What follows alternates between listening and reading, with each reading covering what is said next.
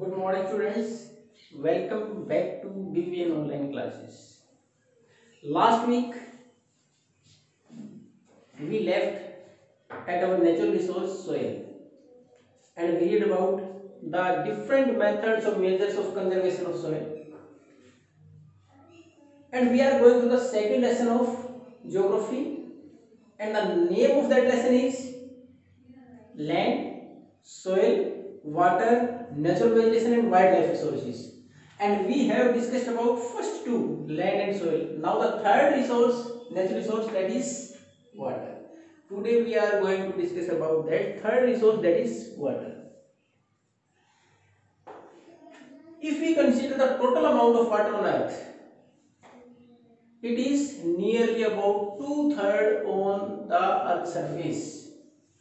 अगर हम टोटल पानी की बात करें तो केवल हमारे पास 29% लैंड एरिया, 71% वाटर है, तो लगभग 2/3 है। लेकिन प्रॉब्लम कहाँ आ रही है हमें? The availability of fresh water is only 2.7%। Most of the water is inside the oceans and seas. हमारे यहाँ ज्यादातर जो पानी अवेलेबल है वो कहाँ है? ओशियंस, महासागरों में और सागरों में। तो और उसमें प्रॉब्लम क्या है? दैट इज सैलिन वाटर, वो खारा पानी। हमारे पास फ्रेश वाटर जो यूज कर सकते हैं, फ्रेश वाटर कितना है? केवल 2.7%। अब 2.7% भी टोटल अवेलेबल नहीं है हमारे लिए। It is also not completely available to अस।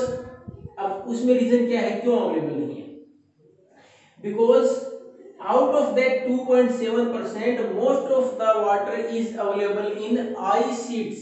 जो हमारे यहाँ बर्फ की शीटें, either in Antarctica, in Greenland और in the mountainous areas. If you compare it to us, then most of the time we see that there is a snowfall in Himalayan region. तो हमारे यहाँ इसमें से भी ज्यादातर जो फ्रेश वाटर है वो किस फॉर्म में है? हमारे पास बर्फ के फॉर्म में है। तो वो उसको, और वो क्या है? It is इनएसेसिबल। इनएसेसिबल क्या होता है? जहां हम पहुंच नहीं पाते। तो उन एरिया से ऐसा थोड़ा है कि हम बाकी इलाके के लिए माउंटेन से पानी लेके आए, फिर अंटार्कटिका चले जाए पानी लेके, तो इनएसेसिबल एरियाज है। तो हमारे पास 2.7% भी कंप्लीट यूज के लिए पानी अवेलेबल नहीं है। अब हमारे पास केवल 1% पानी अवेलेबल है फॉर आवर यूज। और 1% भी कहां से? हमारे पास सोर्सेज कौन कौन से हैं? Lakes, rivers, as well as the major source, specially if you discuss about other state, our states like Punjab, Haryana, Rajasthan, then ground water. ज्यादातर हमारे पास अवेलेबिलिटी कौन सी इसकी? ग्राउंड वाटर की है, और वो केवल 1% है। अब आप ये अंदाजा लगा सकते हो कि हमारे पास टोटल वॉल्यूम पानी की केवल 1% है जिसको हम इस्तेमाल कर सकते हैं। तो हाउ प्रीशियस इट इज, कितना कीमती है हमारे लिए, तो इसका उतना ही केयरफुली हम इस्तेमाल भी करें। अब टोटल वॉल्यूम है वाटर की, it never change, it constant. अब हमारे पास हम बोलते हैं कि पहले पानी बहुत, अब तो शॉर्टेज हो गई। तो दूसरी तरफ हम बोलते हैं वाटर की वॉल्यूम है, टोटल अमाउंट तो कांस्टेंट है। अगर हम अर्थ सरफेस की बात करें तो वाटर तो उतना ही है, लेकिन शॉर्टेज कैसे होगी? फिर ये हमारे पास अवेलेबल क्यों नहीं है? उसका रीजन देखिए। आपने ग्राउंड वाटर को बाहर निकाला, इवेपोरेट हुआ, इवेपोरेट होने के बाद due to the seasonal changes, हमारे यहाँ कुछ मौसम में इस प्रकार के बदलाव हुए कि बारिश हुई, बारिश होने के बाद सरफेस रन ऑफ के द्वारा, रिवर्स के द्वारा वो पानी कहाँ पहुंच गया? ओशियंस में। तो ज्यादा पानी की वॉल्यूम कहां बढ़ी? ओशियंस में वॉल्यूम बढ़ती चली गई, बाकी जगह कम होती चली गई।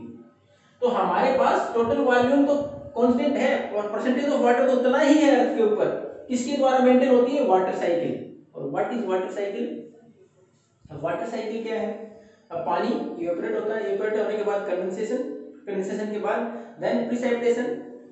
पानी इवेपोरेट हुआ, वाष्पीकरण हुआ, वाष्पीकरण कंडेंसेशन, वहां जमा होने के बाद फिर वापस एक जमाव बिंदु के बाद जब उसने ड्रॉपलेट का आकार ले लिया, उसके बाद अगेन प्रिसिपिटेशन, बारिश के फॉर्म में वापस आ गया।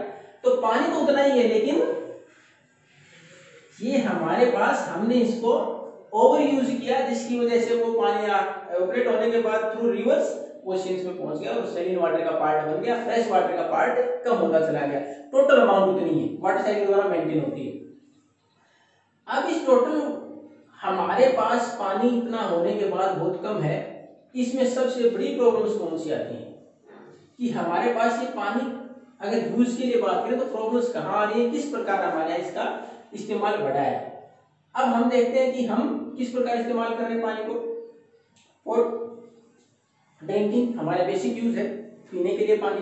देन आफ्टर वॉशिंग, उसके बाद एग्रीकल्चर के लिए इस्तेमाल कर रहे हैं। फिर जनरेटिंग इलेक्ट्रिसिटी, आपने generating electricity by making dams, हमने बांध बनाए, पानी को रोका, उसके बाद इलेक्ट्रिसिटी जनरेट की। उसके बाद ये सारे इस्तेमाल हैं, इन सारे इस्तेमाल के लिए जब पानी चाहिए तो उसकी अमाउंट भी हमारे पास काफी होनी चाहिए। अब इन सारी अवेलेबिलिटी के साथ इतना सारा पानी इस्तेमाल कर रहे हैं तो उसके लिए पानी अवेलेबल होने में प्रॉब्लम कहाँ आ रही है। अब ये सब का रीजन क्या आ गया कि हमारे यहाँ इतनी पानी की शॉर्टेज क्यों हुई, उसका सबसे बड़ा रीजन है इंक्रीजिंग पॉपुलेशन। लगातार पॉपुलेशन बढ़ी, रिक्वायरमेंट बढ़ी। अब पॉपुलेशन बढ़ते ही रिक्वायरमेंट बढ़ी, उसकी इस चीज में ड्रिंकिंग और वॉशिंग आपने शुरू में पढ़ा। उसके बाद हमारे यहाँ जैसे पॉपुलेशन बढ़ी, फैसिलिटीज बढ़ी, शहर बढ़े, लिविंग स्टैंडर्ड बढ़ गया, हमने उसके अनुसार पानी को इस्तेमाल करना ज्यादा शुरू कर दिया। पहले हम पानी का कम इस्तेमाल करते थे, आजकल आप देखते हो घरों में भी शॉवर लगा दिए, आप आराम से गर्मी में नहा रहे, उसके नीचे वेस्टेज भी है। तो अर्बनाइजेशन, शहरीकरण बढ़ा, लिविंग स्टैंडर्ड बढ़ा, उसमें हमने पानी का इस्तेमाल ज्यादा करना शुरू कर दिया।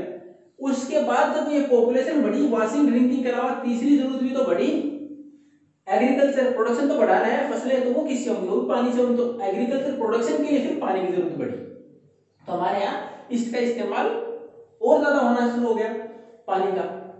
और हालत ये है कि बहुत सारे कंट्रीज डिफरेंट कंटिनेंट के ऐसे हैं, जैसे अफ्रीका, मोस्ट ऑफ अफ्रीका, हमारा वेस्ट एशिया, पश्चिम एशिया है, दक्षिण एशिया है, western part of US America का पश्चिमी हिस्सा है, ऑस्ट्रेलिया है।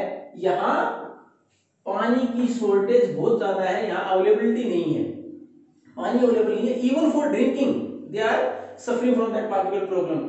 और ये वहां की बात नहीं कर रहे हम, अब साउथ एशियन कंट्री है भारत भी साउथ एशिया का पार्ट है, और in summer we also face that problem. अब गर्मी में तो हम भी ये प्रॉब्लम फेस करते हैं। In many rural areas also आप देखते हो कि दूर दूर तक मटके लेके पानी लेके जाना पड़ता है, क्योंकि we don't have the availability at home. हमारे पास रिक्वायर्ड अमाउंट होनी चाहिए उतना पानी अवेलेबल नहीं है। अब उसका रीजन क्या है, क्यों नहीं है ये अवेलेबल। एक तो हमारे पास प्रिसिपिटेशन, जो बारिश है, ये हर जगह इक्वल नहीं है, कहीं ज्यादा कहीं कम। अब भारत में ही वर्ल्ड की सबसे ज्यादा बारिश वाला इलाका भी है, जबकि हमारे पास फिर भी शॉर्टेज है। कौन सा, आपने एक नाम पहले चेरापूंजी मैसीन राम जगह पढ़ी है। It is the place where highest average annual rainfall is occurred. ये वो जगह है जहां संसार की वार्षिक बारिश सबसे ज्यादा होती है, मेघालय में। लेकिन उसके बावजूद क्योंकि सरफेस रन ऑफ के द्वारा, रिवर्स के द्वारा वो ओशन वाटर तक चला गया, हम उसका पूरा यूटिलाइज नहीं कर पाए। तो हमारे यहाँ सीजनल, जो हमारे यहाँ हर जगह बराबर बारिश नहीं हो पाई, उसका कारण है। दूसरा हमारे पास है ओवर एक्सप्लॉइटेशन, हम जरूरत से ज्यादा इस्तेमाल कर रहे हैं। अब हम बात करें, हमारी गवर्नमेंट एमएसपी डिक्लेयर करती है फसलों के लिए, मिनिमम सपोर्ट प्राइस, वो सब फसलों के लिए नहीं है। अब उसमें परेशानी क्या आई, जिन फसलों की गवर्नमेंट ने गारंटी देगी कि इस कीमत पर हम खरीदेंगे, मिनिमम सपोर्ट प्राइस, न्यूनतम समर्थन मूल्य, तो उस कीमत को प्राप्त करने के लिए, प्रॉफिट को प्राप्त करने के लिए हमें वो फसलें उगानी चाहिए जिसमें पानी ज्यादा लगता था। फॉर एग्जांपल उदाहरण दें तो पंजाब में ज्यादा फसलें कौन सी, गेहूं और चावल के ऊपर फोकस किया गया, both required more water than other crops. तो ओवर एक्सप्लॉइटेशन, हम जरूर से ज्यादा पानी बाहर निकाल रहे हैं।